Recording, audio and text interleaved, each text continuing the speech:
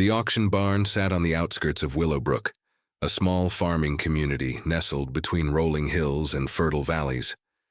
Rain pattered against the weathered wooden roof as locals huddled inside, their eyes scanning the livestock being presented by Mercer Hodge, a portly auctioneer with a booming voice and an ever-present sneer.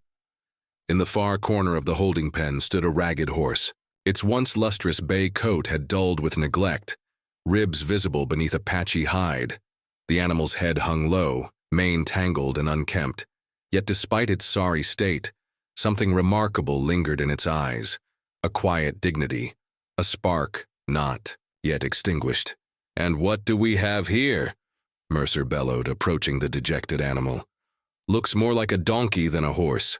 Previous owner claims it's a thoroughbred, but I've seen better-looking mules." The crowd erupted in laughter. Among the onlookers stood Finnegan Walsh, a weathered farmer whose calloused hands and sun-etched face told stories of decades working the land.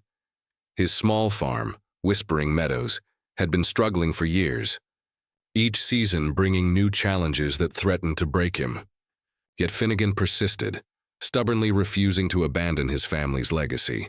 "Starting bid at $50 for this sad excuse of a horse," Mercer announced, barely concealing his contempt. "Though why anyone would want this beast is beyond me." The crowd remained silent. No hands raised. $40. Surely someone needs a work animal, even one as pitiful as this. Finnegan couldn't explain what drew him to the animal. Perhaps it was the way the horse lifted its head when their eyes met, or how it stood straighter, as if summoning its last shred of dignity. In that moment, something passed between man and horse, a recognition of shared resilience. $25. Finnegan called out, his voice steady despite the murmurs that rippled through the crowd. Mercer's eyebrows shot up in surprise. 25 once, twice. Sold to the fool. I mean to Farmer Walsh." As Finnegan approached to claim his purchase, Bernardine Thatcher, the wealthiest landowner in 3 counties, intercepted him. Her immaculately pressed riding clothes contrasted sharply with Finnegan's worn overalls. "Quite the purchase, Walsh," she said, her smile not reaching her cold eyes.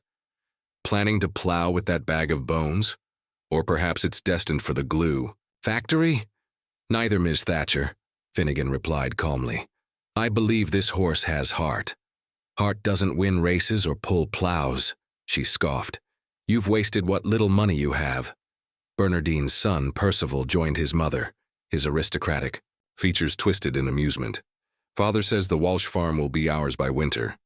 Perhaps we'll let you stay on as a stable hand, though I'm not sure we'd trust you with our actual horses after seeing your taste." Finnegan said nothing, simply nodded to mother and son before leading his new acquisition away. The rain had stopped, and weak sunlight broke through the clouds as they walked the muddy path toward home. Once clear of the auction grounds, Finnegan stopped and gently stroked the horse's neck. "Don't mind them," he whispered. "I see something they don't." The horse nickered softly, leaning slightly into the farmer's touch. Only when they reached the humble boundaries of Whispering Meadows did Finnegan's daughter, Marigold, come running. Her eyes widened at the sight of the bedraggled animal. "Papa, is that what you spent our seed money on?" Her voice wavered between disbelief and disappointment. Finnegan nodded slowly. "This here is Ember," he said, the name coming to him suddenly as the setting sun caught the reddish undertones in the horse's coat. "And he's going to change everything." For 3 weeks, Ember's rehabilitation consumed Finnegan's every spare moment. Dawn found him mixing special feed, oats sweetened with molasses, supplemented with herbs from Marigold's garden. Dusk saw him brushing the gradually improving coat, speaking in low, encouraging tones about the day's events. Marigold initially kept her distance, skeptical of her father's seemingly reckless purchase. But as May turned to June, curiosity drew her to the old stable where transformation was quietly taking place. "His eyes are different," she noted one evening, leaning against the stall door. "Brighter." Finnegan nodded, working a soft brush through Ember's increasingly lustrous mane. Horse like this wasn't born to be mistreated. He remembers who he was meant to be. The changes were remarkable. Proper nutrition filled out Ember's frame, revealing powerful shoulders and a deep chest. His coat gleamed copper in the sunlight, and his stride grew confident, almost proud. When Finnegan first mounted him, Ember moved with such natural grace that the farmer nearly wept, feeling certain his instincts had been correct. Meanwhile, Whispering Meadows faced mounting pressures. The bank had called in part of their loan, and equipment failures threatened the modest wheat harvest. Neighbors began whispering that the Walshes would be forced to sell by summer's end. One sweltering afternoon, as Finnegan worked with Ember in the circular training pen, a cloud of dust on the approach road announced visitors. Bernardine Thatcher's gleaming carriage pulled up, followed by Percival on a magnificent black stallion. "My word," Bernardine exclaimed, surveying the property through her lorgnette. "Still hanging on, are we?" Finnegan wiped sweat from his brow. "What brings you to Whispering Meadows, Ms. Thatcher?" "Curiosity, primarily. Word is you've been pouring resources into that auction nag while your crops wither." Her gaze fell on Ember, and a flicker of surprise crossed her features before she mastered it. "Though I must say he cleans up better than expected."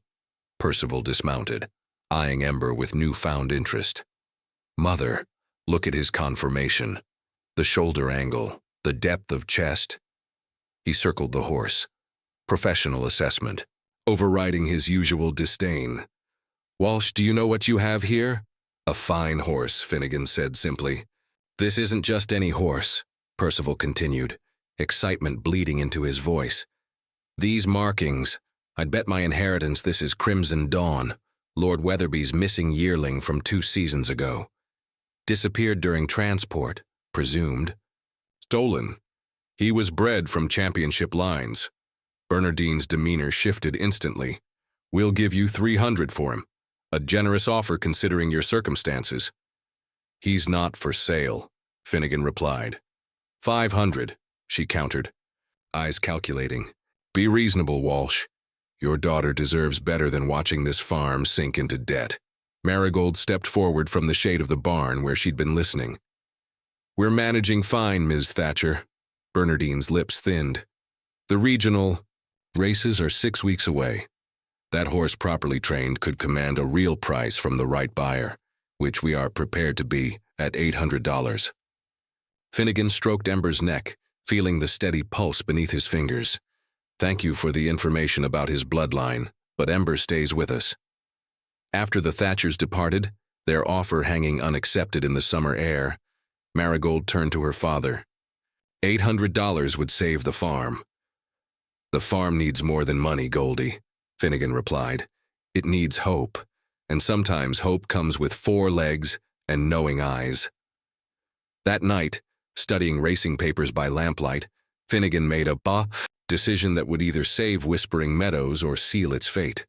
He registered Ember, under his proper name Crimson Dawn, for the Willowbrook Regional Cup, with its $1,000 prize. When he told Marigold his plan over breakfast, she nearly choked on her coffee. "Papa, those races attract the finest horses from 3 states. The entry fee alone is $50, our last $50. Finnegan nodded soberly. "Sometimes you have to risk everything on what you know to be true." Word spread through Willowbrook like wildfire. Finnegan Walsh had entered his auction horse in the Regional Cup. Some laughed outright. Others expressed concerned sympathy for a desperate man's folly. Few connected the registered name Crimson Dawn with the alleged donkey from the spring auction. As July's heat intensified, Finnegan's training regimen grew more focused. Each morning before fieldwork, he and Ember ran increasing distances across the back pastures. Evenings were dedicated to building stamina and practicing starts. Marigold, initially dubious, gradually became their most dedicated supporter, timing their circuits and researching training techniques from borrowed books. One sultry afternoon, while exercising Ember along the property's perimeter, Finnegan encountered Obadiah Pike, a grizzled horse trainer whose reputation had faded along with his sobriety. "That's some animal you've got there, Walsh," Obadiah called from where he leaned against a fence post. His bloodshot eyes held surprising clarity as they followed Ember's movements. Finnegan reined to a stop. "Thank you kindly. Not just saying—" "To be polite," Obadiah continued, approaching cautiously. "I've worked with over 2,000 horses in my time. No quality when I see it." He circled Ember with professional assessment. "This is Weatherby stock, ain't it? Got that distinctive chest and those intelligent eyes." Finnegan nodded. "We believe he's Crimson Dawn," Obadiah whistled low. "Thought as much. Horse like this don't end up at country auctions by accident." He patted Ember's flank appreciatively. "There's a story here, and not a pleasant one." Over the next hour, pieces of the puzzle fell into place. Obadiah recalled rumors of a promising yearling stolen during transport 2 years prior, only to disappear completely from the racing world. Someone meant to hide him, Obadiah mused. Keep him for breeding, perhaps, but couldn't risk racing him where he'd be recognized. Then something went wrong. Owner died, fell into debt, who knows, and the horse ended up abandoned, disguised by neglect. Before departing, Obadiah hesitated. "Walsh, I've got nothing much left except knowledge. If you're serious about the regional cup, I could help with the training. No charge except meals and maybe a corner of your barn to sleep in." Thus began an unlikely partnership. Under Obadiah's guidance, Ember's natural talents flourished. The trainer's methods were unorthodox but effective. Training in water to build resistance, running uphill to develop power, practicing starts with eyes blindfolded to enhance other senses. "Horse racing isn't just about speed," Obadiah explained to Marigold as they watched Finnegan guide Ember through complex maneuvers. "It's about heart, strategy, and conversation between rider and horse." As training intensified, disturbing events began occurring at Whispering Meadows. First, a section of fence was found cut, allowing Ember to wander dangerously close to the main road. Then the water trough was discovered contaminated with an unidentifiable substance that Obadiah fortunately noticed before Ember could drink. "Someone doesn't want you racing," Obadiah warned. Suspicions grew when Percival Thatcher appeared unexpectedly one evening, ostensibly to renew his mother's offer, now at $1,200.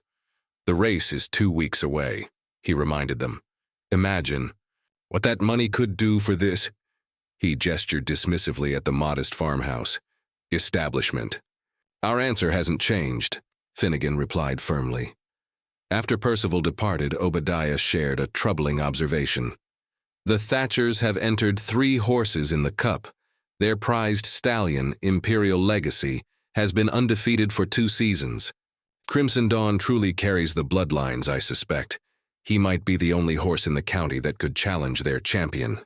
That night, taking no chances, Finnegan moved his bedroll to the stable. His vigilance was rewarded when, near midnight, a shadowy figure attempted to access Ember's stall. The intruder escaped, but dropped something telling in his haste. A silver pocket watch engraved with the Thatcher family crest.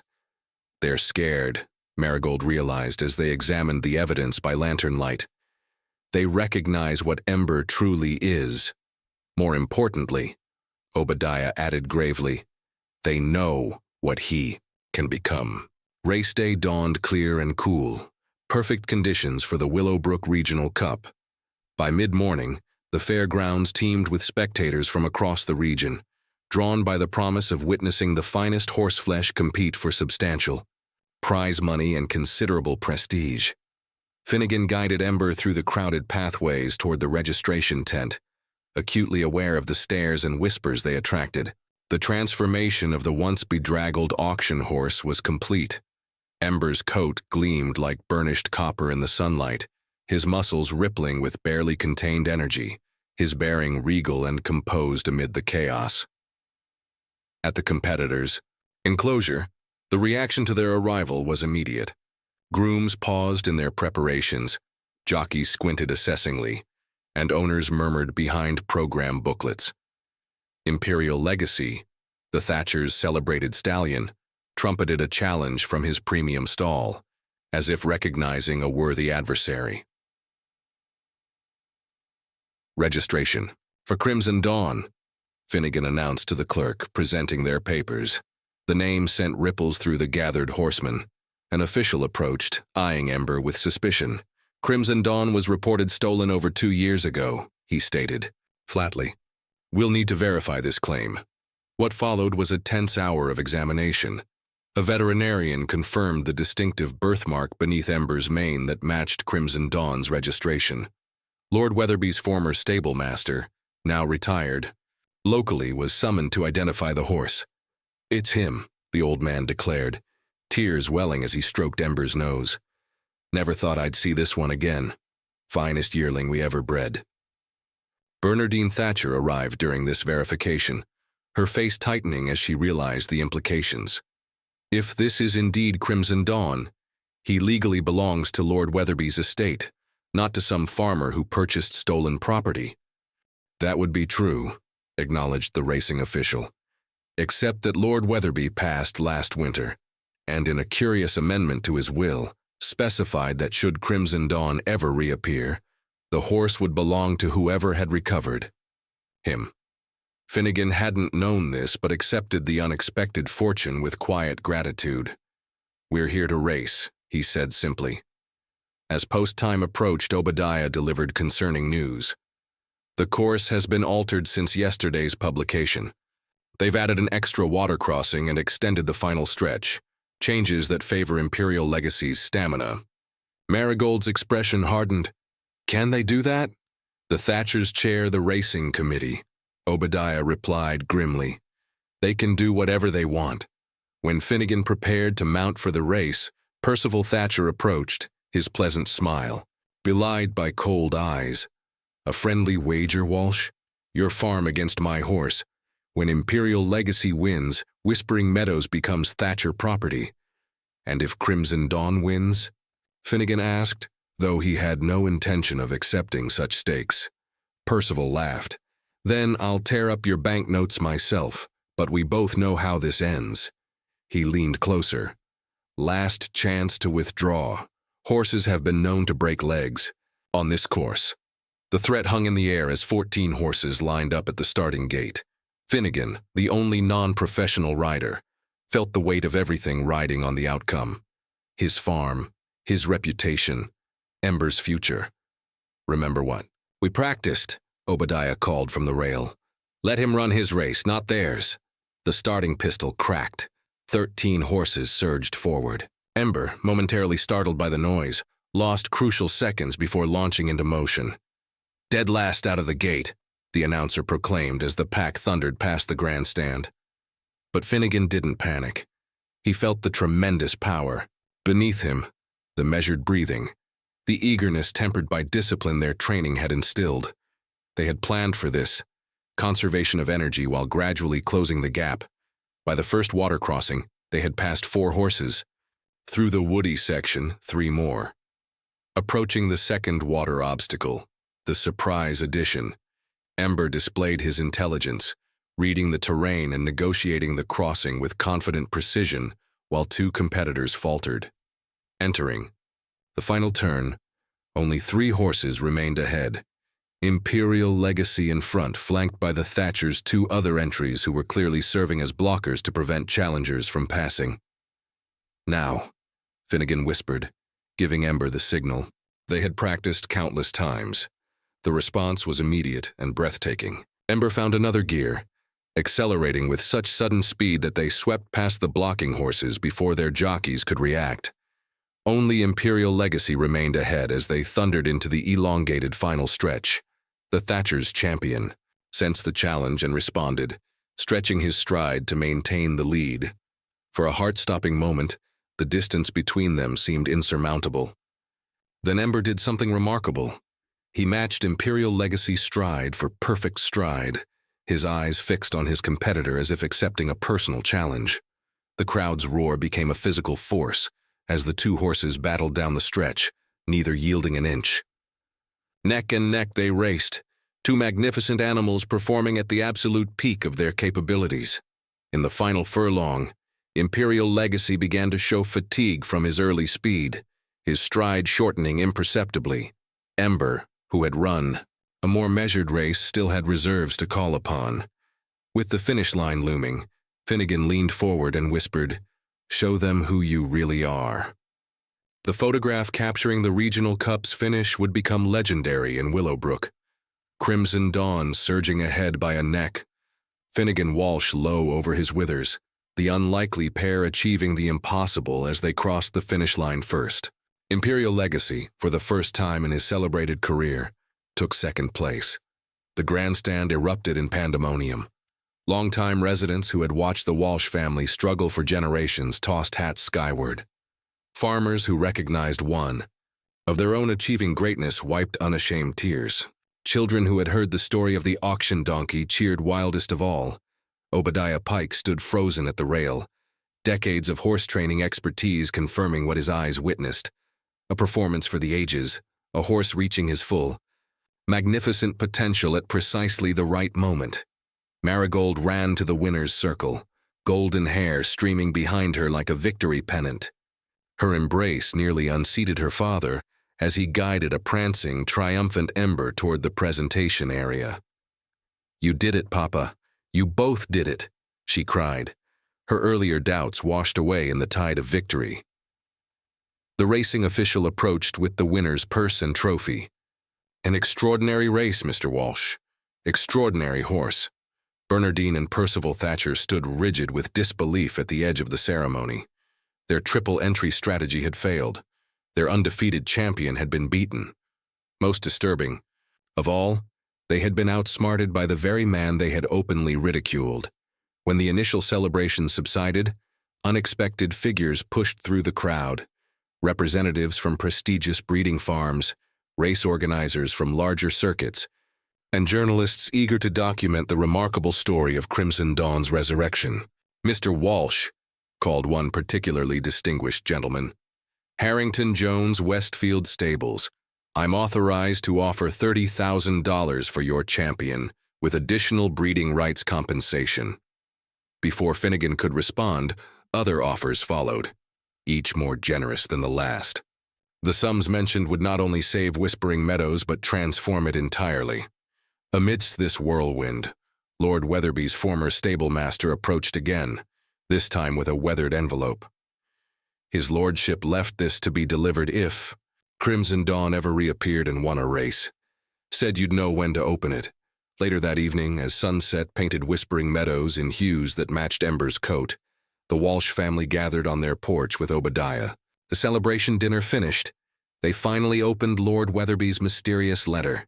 Inside was a faded photograph of a young Lord Weatherby standing beside an old farmer, Finnegan's grandfather. "To whoever has restored Crimson Dawn to his rightful glory," the letter began, "you have completed a circle begun long ago.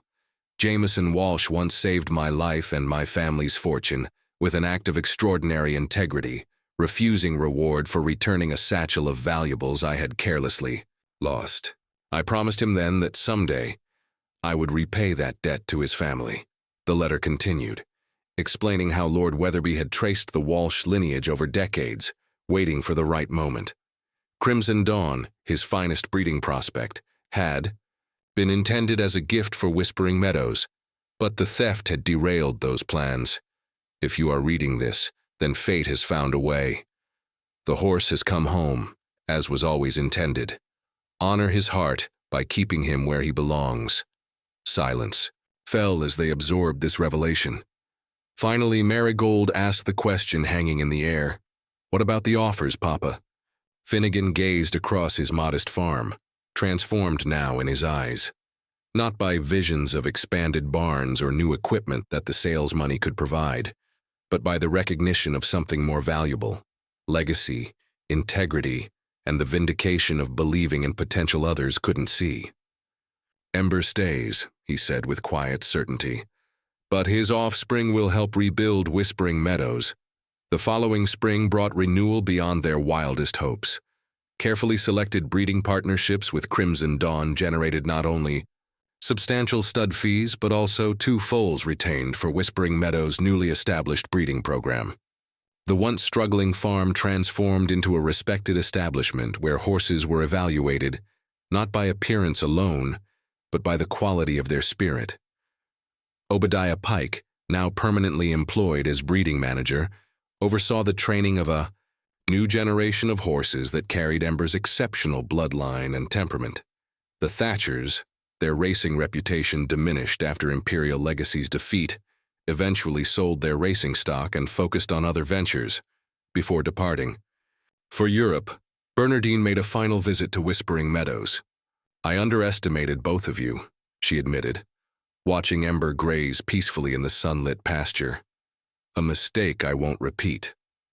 On warm evenings, visitors to Willowbrook might glimpse Finnegan and Ember silhouetted against the sunset, rider and horse moving as one across the flourishing fields of Whispering Meadows, living proof that sometimes the greatest champions are recognized not by those who measure worth in dollars and appearances, but by those who can see the extraordinary, heart beating beneath an ordinary exterior.